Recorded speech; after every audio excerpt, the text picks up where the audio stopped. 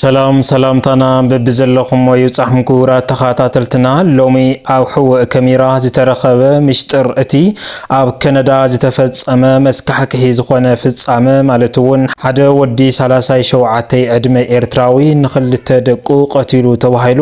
ንخلو ሕዚኑ ዝነበረ ፍጻመ እንትኸውን ሎሙ ድማ ፖሊስ ካናዳ ዘቃልዑ ምሽጥር ነቶም ክልተ ደቁ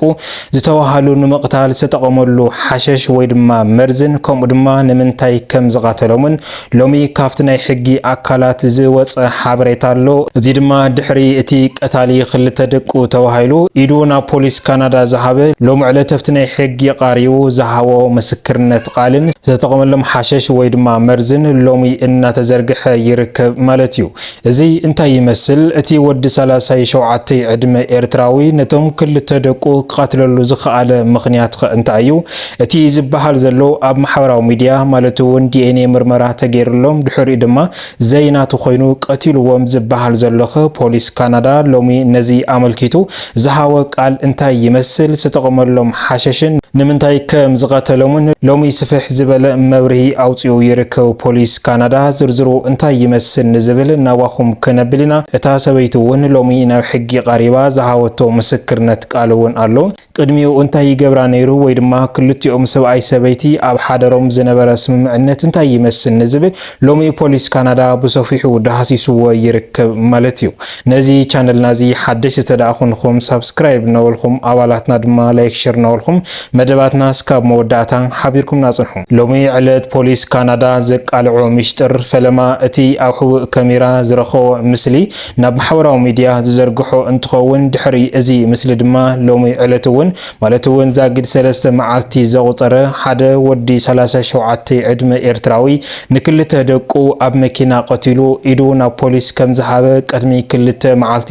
ንኩሉ ሰብ በዚ ፍጻመ እዚ ሕዚኑ ዝነበረ ንፖሊስ መሃቡ ድማ ኣገሪሙ ዝነበረ እንትኸውን እዚ ክስተት እዚ ግን ምንታይ ከም ዝቀተሎም ብምንታይ ገይርኸ ቀቲልዎም ንዝብልን ከምኡውን እታ በዓልቲ ገዝኡ ዝተባሃለት እውን ዝሃወተ ቃል ኣይነበረን ሎሚ ግን ፖሊስ ካናዳ ብዛዕባቲ ኣብ ሕቡእ ካሜራ ማለት እውን ቅትለት እናፈጸመሎም ከሎ ዝተቀረጸ ምስልን እታ በዓልቲ ገዝኡ ናብ ሕጊ አካላት ዝሃወቶ ቃልን ከምኡውን ባዓርሱ እቲ ቀታሊ ተዋሂሉ ኣብቲ ናይ ሕጊ አካላት ቀሪዩ ዝተጠቀመሎም ሓሸሽን መርዝን በቲ ሎሚ ዘውፅኦ ስፍሕ ዝበለ መብርሂ ፖሊስ ካናዳ ዳግም ንኩሉ ሰብ እናሕዘንን እናገረመን ይርከብ ማለት እዩ እዚ ሰብ እዚ ማለት እውን ነዋርነቱ ኣብ ካናዳ እንትኸውን ንውሕ ዝበለ ዓማውቲ ድማ ንልዕሊ 10 ዓመት ኣብ ካናዳ ብጽቡቕ ዝኾነ ስራሓቱ ዝፍለጥ ዝነበረን ኣብዚ ሕዚ እዋን ኣጋጢምዎ ዘሎ ክስተት ወይ ድማ ሕማቕ ዝኾነ ፍጻመ ቅትለት ኣብ ልዕሊ ክልተ ደቁውን ክፍጽም ኢልካ ዘይግመት ሰብ ዝነበረ እንትኸውን ነገር ግን በቲ ቅድሚ ክልተ መዓልቲ ኣብ ልዕሊ ክልተ ደቁ ዘብጽሖ ቅትለት ኢዱ ናብ ፖሊስ ሂቡ ነይሩ እዚ ድማ ንኩሉ መዘራረብ ዛዕባ ጉዳይ ፈጢሩ ከም ዝነበረ ዝፍለጥ እዩ እዚ ሰብ እዚ ማለት እውን ናብ ካናዳ ካብ ዝኣቲ ንልዕሊ 10 ዓመት ዘቁፀረ እንትኸውን እታ በዓልቲ ገዝኡ እውን ብናይ ባዕሉ ፕሮሰስ ናብ ካናዳ ከም ዘስገራ ብዝተፈላለየ ወሃብቲ ርእቶን ቀረባ ቤተሰብን ዝቃልዕ ምሽጥር እንትኸውን ነገር ግን እዞም ሰባት እዚኦም ኣብ ካናዳ ጽቡቕ ዝኾነ ሓዳርን ኑሮን እናመርሑ እናሃለው እዮም ኣብ መንጎኦም ዘይተሓሰበ ፀገም ኣጋጢሙ ማለት እዩ በኣርከስ እዞም ኣብ መንጎ ክልተ ሰባት ዝተፈጠረ ችግር ናብ ምጥርጣር ከይዱ እዩ ኣምሪሕዎም እቲ ኣብ ካናዳ ዝነበረን ነታ ሰበይቱ እውን ብፕሮሰስ ገይሩ ናብ ዘስገራውን ኣብ ልዕሊ ሰበይቱ ዝለዓለ ጥርጣሬ ብምሕዳር ማለት እውን ኣብ ልዕሊ ካልእ ሰብኣይ ትሕዝላያ ብዝብል ነቶም ክልተ ደቁ ድማ ናብ ትምህርቲ ቤት ዝወስድ እናመሰለ ናብ ሆስፒታል እናወሰዶም እዩ ማለት እዩ ባርከስ ድሕሪ እዚ ቆፀሮ በፂሑ ቅድሚ ክልተ መዓልቲ ዲኤንኤ ምርመራ ተራእዩ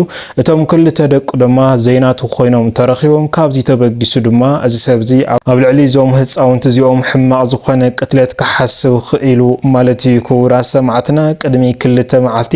ብዝተፈላለየ ዓበይቲ መራኸብታት እውን እናተዘርግሐ ከም ዝነበረ ክልተ ደቁ ቀቲሉ ኢድና ፖሊስ ሂቡ እናተባሃለ ዝነበረ እንትኸውን ሎሚ ናፍቶም ናይ ሕጊ አካላት ቀሪቡ ወይ ድማ ዝሃቦ ምስክርነት ድማ ማለት እውን ኣብ መንጎኦም ጽቡቕ ስምምዕነትን ጽቡቕ ሓዳርን ከም ዝነበሮም ንሳውን ዝመስከረትሉ እንትኸውን እንትኸውን ነገር ግን ድማ በቲ ዝጠርጠሮ መሰረት ናብ ሆስፒታል የመላልሶም ከም ዝነበረ ኣብ ሆስፒታል ብዝተረኸበ ናይ ዲኤንኤ ውፅኢት ድማ ነቶም ክልተ ደቂ እዚኦም ከም ዝቃተሎም እዩ ሓበሬታ እናወፀ ዘሎ ማለት እዩ። ስለዚ ቅድሚ ሓደ መዓልቲ ብዝተፈላለየ ወሃብቲ ርእይቶን ካብ ቀረባ ቤተሰብን ኣዝማድን ዝተቃልዐ ምስጢርን ኣብዚ ሕዚ እዋን ግን ሓቂ ኮይኑ ይርከብ። ፖሊስ ካናዳ እውን እዚ ጽሑፍ እዚ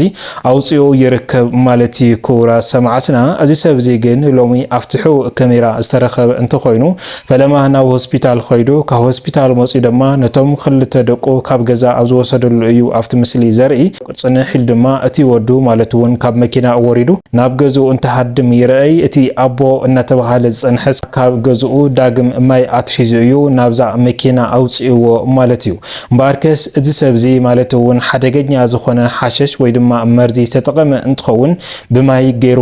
ንክልቲኦም ከም ዘስተዮም ደቂቃ ኣብ ዘይመልእ ድማ እዞም ክልተ ዕሸላት ህፃውንቲ ህይወቶም ከም ዝሓለፈ እዩ ሎሚ ፖሊስ ካናዳ ኣጻሪዎ ዘሎ ትገበን ማለት እዩ። ክቡራት ሰማዕትና እታ በዓልቲ ገዝኡ እውን ናብ ናይ ሕጊ ኣካላት ከም ዝቀረበት ማለት እውን ቅድሚ ሕዚ ምስ እቲ ሕዚ ቀቲሉ ዘለዋ ርክብን ቅድሚ ሕዚ ኸ እንታይ ዓይነት መርያት የርኢ ነይሩ ንዝብል ኣብ ዝተጠየቀላ ቅድሚኡ ናይ ደቁ ተኸናኸን ጽቡቕ እዩ ነይሩ ዝበለት እንትኸውን ነቲ ካብ ሕክምና ዝመፀ ሕቶ ግን እስካብ ዝዓለት እዚኣ መልሲ ኣይሃወትሉን ዘላ ማለት እዩ። ንሳ ናቱ እዩ ባህሊት እያ። ነገር ግን በቲ ኣብ ሕክምና ትረኺቡ ዘሎ ዲኤንኤ ድማ ዘይናቱ ምዃኖም ተረጋጊጹ ነዚ ድማ መልሲ ኣይሃወትሉን ዘላ። ነገር ግን ሎሚ ፖሊስ ካናዳ ብዛዕባ እዞም ቅትለት ክልተ ህፃውንቲ ኣመልኪቱ ዘውፅኦ ጽሑፍ እንተሃልዩ ብሓሸሽ ወይ ብመርዚ ገይሩ ከም ዝቃተሎም እዚ መርዚ ድማ ብማይ ገይሩ ከም ዘስተዮም ኣስትዩ ድማ ከም ዝቃተሎም ናይዚ ምኽንያት ድማ ማለት እውን በዓሉ ኣብቲ ናይ ሕጊ ኣካላት ቀሪቡ ዝሃቦ ምስክርነት እውን ዲኤንኤ ምርመራ ድሕሪ ምርኣዩ ክልቲኦም ደቁ ድማ ዘይናቱ ኮይኖም ድሕሪ ምርካብ እዩ እዚ ሓሳብ እዚ ክሓስብ ክኢሉ ማለት እዩ። ነገር ግን እዞም ሰባት እዚኦም ወርሒ ዝቃረዮም ነይሩ ክልቲኦም ንክፈላለዩ እውን ዝበፅሕዎ ኩነታት ነይሩ ማለት እውን ኣብ መንጎኦም ብዝተፈጠረ ዘይምስምማዕ ችግር ባርከስ እታ በዓልቲ ገዝኡ ፕሮሰስ ገይሩ ናብ ካናዳ ዝሰሓባ ኣብቲ ግዜ ንሱ ብዝነበረ ዘይምስምማዕ ንሳ እውን ገዲፋቶ ንክትኸይን ደቃ ሒዛ ንክትኸይድ እዩ ዝነበረ እቲ ዝግጅት ማለት እዩ። እዚ ድማ ንምንታይ ከምዚ ኢላ ትቸኳኮል ብዝብል ብዝነበሮ ጥርጣሬን በቲ ኣብ ሕሉፍ ዝነበረ ጭቅጭቅን እዩ ነቶም ክልተ ደቂ ናብ ሆስፒታል ኣምርሑ ዲኤንኤ ምርመራ ክገብረሎም ክኢሉ ዘሎ ማለት እዩ። ክቡራት ሰማዕትና ካብዚ ተበገሰ እዩ እምበኣርከስ እዞም ክልተ ደቁ እዚኦም ናብ ምርመራ ብምውሳድ ኣብ ምርመራ ድማ ዘይናቱ ኮይኖም ተረኺቦም ዘለዉ ካብ ዝተበግሱ ድማ መርዚ ብምጥቃም ነዞም ክልተ ህፃውንቲ እዚኦም ቀቲልዎም ዘሎ ማለት እዩ። እስካብ ዝዓለት እዚኣ ፖሊስ ካናዳ ፍርዲ ኣይሃበን ዘሎ ሎሚ ቃለ ምሕተት እዩ ኣካይዱ ዘሎ ነታ በዓልቲ ገዝኡን ንባዕርሱ ነቲ ቀተላይን ማለት እውን ተጠቀመሎም ሓሸሽን ንምንታይ ከም ዝቀተሎምን ዕለተ ፍርዲ ድማ እቲ ግዜ ኣናዊሕሞ ከም ዘሎ ቆፅሮ እውን ተታሓይዙ ከም ዘሎ እዩ እናተፈለጠ ዝርከብ ዘሎ ማለት እዩ። ክቡራት ሰማዕትና እምበኣርከስ ሎሚ ዝወናዮም ዝርዝር ሓበሬታና እዚኦም ይመስሉ ነይሮም። እስካብ መወዳእታ ሓቢርኩምና ፀናሕኩም ካብ ልቢ እናመስገና ኣብ ዝቅፅል መደባትና እስካብ ንራኸብ ሰላም ሰናይ ፀንሕቲ ይጎረልኩም።